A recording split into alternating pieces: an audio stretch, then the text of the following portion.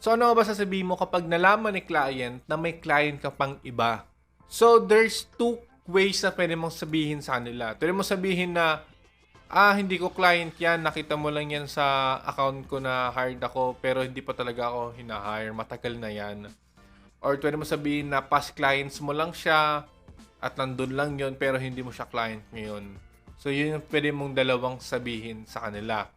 At meron naman mga client dyan na wala naman silang pakialam kapag meron ka pang another client.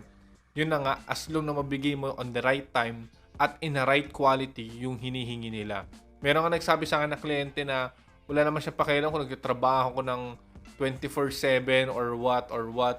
As long na mabibigay ko yung quality na gusto niya at the right time and at the right date. Yun lang ang gusto niya. Pero meron kasi na mga client dyan na gusto nila na siya lang nag-work doon sa company niya na wala ka ng ibang gagawin kumbaga sa akin lang.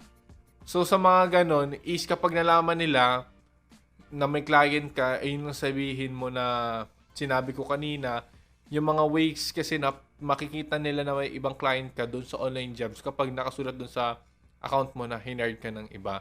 At sabihin mo lang na no, that's hindi yan totoo, na hindi mo sila client, matagal na ako nag-apply sa kanila, ngayon lang sila nag-reply, hinard kagad nila ako pero hindi ako parang ganun lang siya. Pero huwag kayong mag-alala, hindi naman porkit na kung nalaman nila wala ka ng client, hindi. That's rare to happen. Sinabi ko lang sa inyo kung ano yung mga possible at pwede nyo sabihin sa kanila para kapag nangyari nga yun, mas madali. Pero pagdating sa agency at sa mga direct client, wala naman silang pakialam.